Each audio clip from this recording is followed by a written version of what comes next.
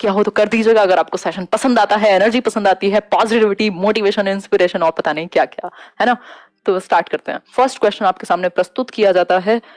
पहला क्वेश्चन देखिए एक बार, where can the child's cognitive development be defined the best way, यानी कि बच्चे का संज्ञानात्मक विकास सबसे बेहतर रूप से कहां परिभाषित किया जा सकता है, कौन सी एक जगह पर। बताइए एक बार, बच्चे का संज्ञानात्मक विकास जो है सबसे बेहतर तरीके से कहां डिफाइन होगा, बताइए एक बार। Maybe D option. Maybe क्यों, इसमें क्या खराबी है? सिनेमा हॉल में कॉग्निटिव डेवलपमेंट जैसा होता है, बस मैं और आप ही जानते हैं। बॉलीवुड ने सत्यानाश कर रखा है हमारे कॉग्निटिव डेवलपमेंट का, है ना, इमोशनली और अनस्टेबल बना दिया लोगों को।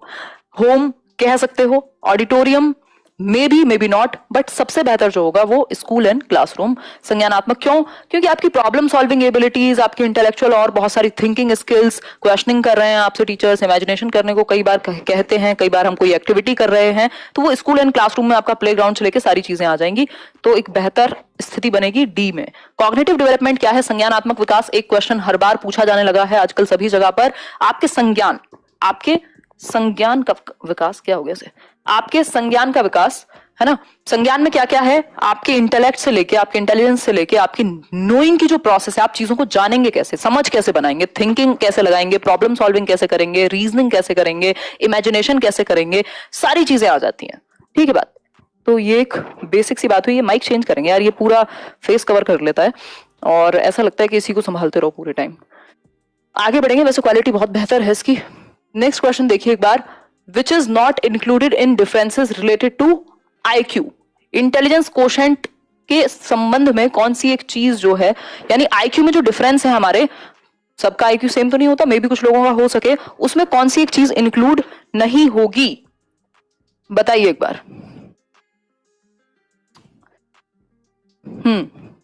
एवरेज इंटेलिजेंस को हम शामिल नहीं करते IQ के डिफरेंसेस में, एवरेज इंटेलिजेंस को हम शामिल करते हैं, इंटेलिजेंट को भी शामिल करते हैं जिसका IQ अच्छा खासा है, स्लो लर्नर को भी हम शामिल कर रहे हैं क्योंकि उसी के बेसिस पे तो बता रहे हैं ना हम, 70 से नीचे है तो स्लो लर्नर होगा।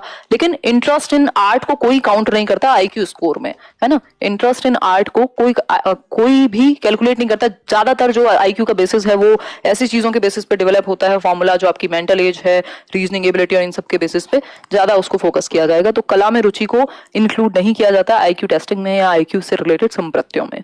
बी ऑप्शन जो है वो सही हुआ, सी सही हुआ। और नेक्स्ट क्वेश्चन पर बढ़ते हैं। नेक्स्ट क्वेश्चन है, in which of the following area NCERT is using psychology, यानी मनोविज्ञान का प्रयोग इस्तेमाल कहां पर करता है NCERT। 1963 में शायद इसका फॉर्मेशन है, if I am not wrong. National council of educational research and training, आपकी बुक्स से लेके, आपकी बहुत सारी पॉलिसीज से लेके, टीचर जो आपका करिकुलम है उससे लेकर के, NCF से लेकर के बहुत सारे काम करता है NCERT आपकी शिक्षा जगत में। तो प्रेपरेशन ऑफ टेक्स्ट बुक का मतलब बुक्स बनाने में मनोविज्ञान का इस्तेमाल करेगा, स्कूल ऑर्गेनाइजेशन में सब्जेक्ट डिटर्मिनेशन या फिर फाइनेंशियल सपोर्ट, बताइए एक बार। तबीयत एकदम मस्त है, योगा एंड डांस इंस्ट्रक्टर, बहुत ही बेहतरीन नाम है आपका, बताओ एक बार। थर्ड का बी। देखो क्या मैं बोल रही थी, हाँ, एक क्वेश्चन के लिए 2 मिनट एटलीस्ट लेके चला करो। अगर 15 क्वेश्चन है तो 30 मिनट, हद से हद 40 मिनट, 2-2.5 मिनट में एक क्वेश्चन हम पूरा खत्म कर देते हैं, पढ़ के, आप लोगों का आंसर लेके, डिस्कशन करके, मेरे जोक्स मार के। तो इससे ज्यादा समय आपको किताब खोल के सही आंसर टिक करने में भी लग जाएगा अगर आप 15 क्वेश्चन करेंगे तो, है ना। तो ये मान के चलो टाइम का यूटिलाइजेशन है, बातों को एक्स्ट्रा में मत लिया करो, अदरवाइज तो कंप्यूटर बन जाऊंगी मैं अगर सिर्फ आंसर और क्वेश्चन ही बताऊंगी तो। प्रेपरेशन ऑफ टेक्स्ट बुक्स, किताबों को तैयार करने में साइकोलॉजी का भरपूर इस्तेमाल करता है NCERT। कैसे? आप किताब उठाइए 3rd क्लास की, 5th क्लास की, आपको पिक्चर्स मिलेंगी, स्टोरीज का इस्तेमाल मिलेगा, बीच बीच में कुछ ऐसी चीजें मिलेंगी जो एक्टिविटीज वगैरह हैं, लास्ट में उस तरीके के इंटरेस्टिंग क्वेश्चंस मिलेंगे। बेसिकली मन का विज्ञान, मन को समझ करके, बच्चे की साइकी को समझ करके किताबें तैयार की जा रही हैं, यानी साइकोलॉजी का भरपूर इस्तेमाल किया जा रहा है किसमें? प्रेपरेशन ऑफ टेक्स्ट बुक में। जैसे एडवर्टाइजर्स जो हैं आपके, वो एड में खूब मनोविज्ञान का इस्तेमाल करते हैं, सेल्स में, है ना। आगे बढ़ते हैं, क्वेश्चन नंबर 4 देखिए, विच of the following factors has least effect on learning, सबसे कम प्रभाव अधिगम पर किस एक फैक्टर का, किस एक कारक का बनेगा? आंसर करो अभी तो, बहुत ही बढ़िया, thank you Ahmad. A option कह रहे हैं आप, लीस्ट। अच्छा जी, मतलब अगर मैं थकी हुई हूँ, आप थके हुए हैं, तो बहुत अच्छा पढ़ लेंगे, सबसे कम प्रभाव पड़ेगा थकान का इतना ज्यादा प्रभाव पड़ेगा, बहाना मिल जाएगा आपको, कहोगे यार आज हिम्मत नहीं हो रही। तो ये तो बहुत बड़ा फैक्टर है लर्निंग को अफेक्ट करने वाला। सीख भी आप तभी सकते हो जब अच्छा एनवायरमेंट हो, आप कंफर्टेबल हो, है ना। हालांकि मोटिवेटेड हो आप तो कुछ भी कर सकते हो, बुरी बुरी स्थिति में भी पढ़ रहे हैं लोग, है ना। एज भी ऑब्वियसली एक बहुत बड़ा फैक्टर है। अगर किसी 5 साल के बच्चे को प्याजे पढ़ाऊं तो उसको क्या पल्ले पड़ेगा। नेक्स्ट है इलनेस, बीमारी, बिल्कुल। हेल्थ बहुत बड़ा फैक्टर है। जेंडर डिफरेंस ये लीस्ट इंपॉर्टेंट है। सीखने को प्रभावित करने वाले कारक में बहुत लीस्ट इंपॉर्टेंट, कोई खास इंपॉर्टेंस नहीं है। भाई मैथ्स है, लड़की भी सीख सकती है, लड़के भी सीख सकते हैं, बॉयज गर्ल्स आप किसी को भी कुछ भी सिखा सकते हो। अगर देखा जाए तो जेंडर डिफरेंस मैटर नहीं करता। ये सोच के थोड़ी सिखाया जाएगा कि ये सिलेबस लड़कियों के लिए अलग और लड़कों के लिए अलग है, क्या नहीं है ना। अब होम साइंस पे मत चले जाना, वो भी पॉसिबल है बहुत सारी जगह पर दोनों जेंडर के लिए। तो डी ऑप्शन हुआ, ठीक है बात। क्वेश्चन नंबर 5 देखिए, विच of the following is not a defect of questionnaire method. Questionnaire method का डिफेक्ट नहीं है, प्रश्नावली विधि। बताइए एक बार, इनमें से कौन सा एक क्वेश्चनेयर मेथड का डिफेक्ट नहीं है, कमी नहीं है। Forming good questions is difficult job, सही बात है, ये तो चैलेंज है। Views of many persons are obtained by this method, ठीक लग रही है बात। The questions included may not be well planned, ऐसा हो सकता है, ये एक डिफेक्ट ही है कि वेल प्लान्ड नहीं हुए अगर क्वेश्चन, तो जो आप मैसेज लेना चाहते हैं, जो डेटा लेना चाहते हैं, वो आप रिसीव नहीं कर पाएंगे। Persons may not be interested to answer the questions, लोगों का इंटरेस्ट ही ना हो आंसर करने में। अब ये है क्या क्वेश्चनेयर। प्रश्नावली विधि, पहले से सेट क्वेश्चंस होते हैं, या तो टाइप्ड होंगे या फिर लिखे हुए होंगे। वो जो जनगणना करने नहीं आते लोग, उनके पास वो सर्वे की तरह एक स्टैटिस्टिकल डेटा ले रहे हैं, आपके घर में एसी है कि नहीं है, आपके घर में ये है कि नहीं है, घर वाले हैं कि नहीं है, दीवारें हैं कि नहीं है ना। तो ये सारी चीजें जो है वो यस और नो में या क्वेश्चंस के थ्रू वो करा लेंगे। तो उनके पास एक डेटा है। यदि क्वेश्चंस अच्छे नहीं हुए, गुड क्वेश्चंस को फॉर्मुलेट करना भी एक क्वालिटी है ना। कई बार आप देखते हैं बहुत सारे इंटरव्यूज, तो जो इंटरव्यूअर है वो अगर अच्छे क्वेश्चंस ना पूछे तो आप कितना भी अच्छा व्यक्ति आपके सामने बिठा दिया जाए, वो इंटरव्यू आपको पसंद नहीं आएगा। तो गुड क्वालिटी के क्वेश्चंस अगर तैयार ना हो तो ये डिफेक्ट बन जाएगा।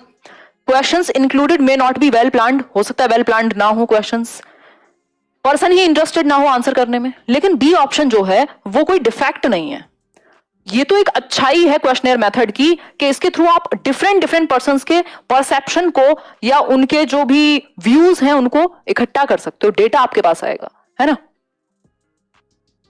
हाँ, नई शिक्षा नीति पर हमेशा कल बात करेंगे। नेक्स्ट क्वेश्चन है question number 6, which of the following is not the characteristic of extrovert personality. निम्नलिखित में से कौन बहिर्मुखी व्यक्तित्व की विशेषता नहीं है। अंतर्मुखी और बहिर्मुखी कौन बात करता है, कार्ल गुस्ताव युंग यानी सीजी युंग बात करते हैं किसकी, एक्सट्रोवर्ट और इंट्रोवर्ट पर्सनैलिटी की। अब यहां पर देखते हैं कि जो कैरेक्टरिस्टिक विशेषता नहीं है किसकी, एक्सट्रोवर्ट, बहिर्मुखी, जो ज्यादा बोलते हैं। टीचर्स तो ज्यादातर एक्सट्रोवर्ट ही हैं, या कह सकते हैं जब वो अपने काम के समय पर हैं तब तो एक्सट्रोवर्ट होना ही पड़ेगा, है ना, नहीं तो दिक्कत हो जाएगी। तो एक्सट्रोवर्ट पर्सनैलिटी तो जो ज्यादा मिलनसार होते हैं, सोशेबल होते हैं, ऑप्टिमिस्ट होते हैं, एनर्जेटिक होते हैं, एंथुसियास्टिक होते हैं, है ना, इनकी कौन सी एक विशेषता नहीं होगी। सोशेबल यानी मिलनसार होंगे, लीडरशिप पावर, अग्रेसिव टेम्पर या डे ड्रीमर। बताइए एक बार, सी लॉक कर दें, राज कह रहे हैं, ना करें तो क्या होगा बताओ एक बार। डे ड्रीमर होगा इसका आंसर, डे ड्रीमर, जो दिन में दिवा स्वप्न कह सकते हैं, दिन में जो सपने देखते हैं ना, बस सपने ही देखते हैं, वो मुंगेरी लाल के हसीन सपने। तो ये लोग इंट्रोवर्ट जो होते हैं वो ज्यादा देखते हैं, क्योंकि वो अपनी बातों को वैसे एक्सप्रेस नहीं कर पाते, तो वो अपनी दुनिया में खोए हुए रहते हैं, है ना। अदरवाइज तो बाकी सारी क्वालिटीज हैं, सोशेबल होंगे, मिलनसार होंगे, लोगों के साथ रहना ज्यादा पसंद होगा, एक्सट्रोवर्टेड हैं, बहिर्मुखी हैं, लीडरशिप पावर होती है इनमें क्योंकि ये सोशली ज्यादा एक्टिव रहते हैं, मैनिपुलेटिव भी कह सकते हैं कई बार। अग्रेसिव टेम्पर ये भी हो सकता है ना, क्योंकि ज्यादा एंथुसियास्टिक है, एनर्जेटिक है, ऑप्टिमिस्ट है, अपनी बात को रखने वाले हैं, तो ये भी हो सकता है, ठीक। तो डे ड्रीमर नहीं होंगे। डे ड्रीमर जो क्वालिटी है वो आपकी किसकी है, इंट्रोवर्ट की। विच of the following is not a factor affecting the mental health of a child. एक बच्चे की मानसिक स्वास्थ्य को प्रभावित करने वाला कौन सा एक कारक नहीं है। बफरिंग तो यहां से नहीं है, देखो हम मानेंगे नहीं आपकी बात अगर आप बफरिंग कहोगे तो। समझ नहीं आया डी ऑप्शन। डी ऑप्शन में ये था कि डे ड्रीमर होते हैं वो लोग जो हवाई सपनों में खोए रहते हैं, दिन में सपने देखते हैं। और ये एक्सट्रोवर्ट क्योंकि अपनी बात को कह के निकाल देते हैं, तो ये दिन में सपने नहीं देखते हैं, ये कह सकते हैं। इंट्रोवर्ट पर्सनालिटी का एक कैरेक्टरिस्टिक है दिन में सपने देखना, ठीक है बात। यहां तक की बात होपफुली क्लियर हो गई। नहीं है क्लियर तो भी बता दो। स्लीपी इन द क्लास, कौन सो रहा है? दीपक सो रहे हैं। दीपक सोने से तो जिंदगी नहीं कटेगी। देखो देखो एक बार, कौन सा एक फैक्टर अफेक्टिंग नहीं है मेंटल हेल्थ को, एक बच्चे की मानसिक स्वास्थ्य को?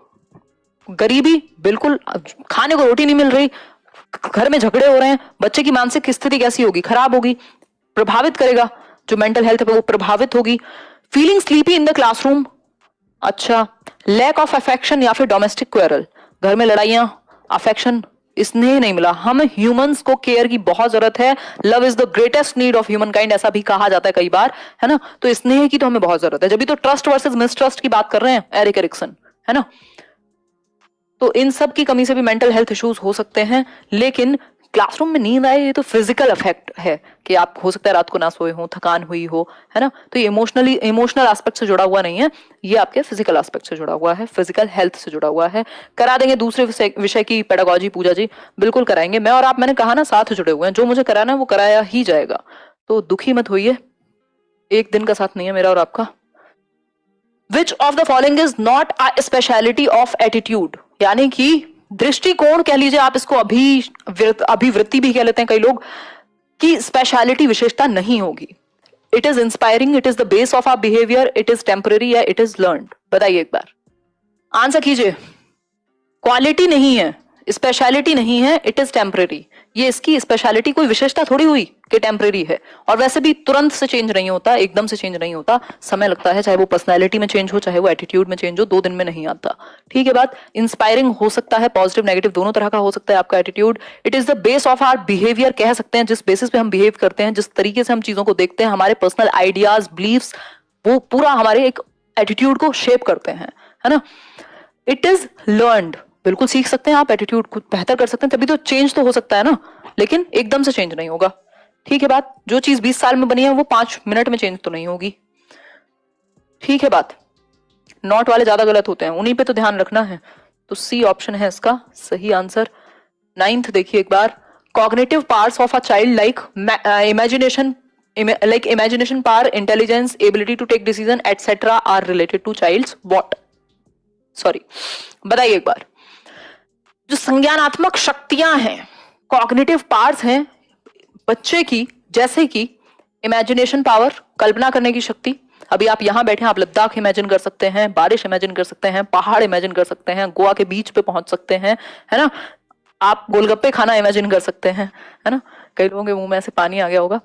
और इंटेलिजेंस एबिलिटी, आपकी प्रॉब्लम सॉल्व करने की क्षमता, आपकी तर्क करने की क्षमता, आपकी डिसीजन लेने की क्षमता, ये सारी आ जाती है इंटेलिजेंस में, है ना? ये सब बच्चे के किस चीज से रिलेटेड है? Physical development, social development, all round development या फिर मेंटल डेवलपमेंट, किससे संबंधित है ये कॉग्निटिव स्किल्स? एक सिंपल सा सवाल है आपके सामने, आंसर कीजिएगा। ये मेंटल डेवलपमेंट से जुड़ा हुआ है आपका कॉग्निटिव डेवलपमेंट। आपका संज्ञान जो है वो आपके मानसिक विकास से जुड़ा हुआ है, इंटेलेक्चुअल डेवलपमेंट भी आप इसको कह सकते हैं। ठीक हो गई बात? आगे बढ़ते हैं 10th क्वेश्चन पर। Remedial method is used for, यानी कि उपचारात्मक विधि जो है वो किसके लिए इस्तेमाल में लाई जाती है? पहला है नॉर्मल चाइल्ड, सामान्य बच्चे, प्रॉब्लमेटिक समस्याग्रस्त बच्चा, नॉर्मल एंड प्रॉब्लमेटिक चिल्ड्रन या फिर गिफ्टेड चिल्ड्रन? बताइए एक बार, जवाब दीजिए। एक बात पूछूं? हाँ, सब बता दें प्रिया, है सब बता दें, मेकअप की है नहीं की है? Remedial method is used for, बताइए एक बार। प्रॉब्लमेटिक बच्चे के लिए, प्रॉब्लमेटिक बच्चे के लिए, समस्याग्रस्त बच्चे के लिए, जहां पर गैप्स हैं, कुछ प्रॉब्लम है सीखने में, तभी तो आप रेमेडी देंगे ना। बिना बीमारी के इलाज कर दोगे क्या? कर ही देंगे वैसे आजकल तो डॉक्टर्स, अगर फीस मिल जाए तो, बट करना नहीं चाहिए। तो गैप जहां हो, या स्कूल आवर्स के बाद भी आप एक्स्ट्रा क्लासेस चलती है ना, या फिर नए तरीके से पढ़ा रहे हो, जहां प्रॉब्लम है उसको आप पढ़ा रहे हो, रीटीच कर रहे हो, है ना? ये सब आपका रेमेडियल टीचिंग में आ जाता है। पहले आप डायग्नोज करते हैं प्रॉब्लम को, फिर उसके बाद आप रेमेडी देते हैं।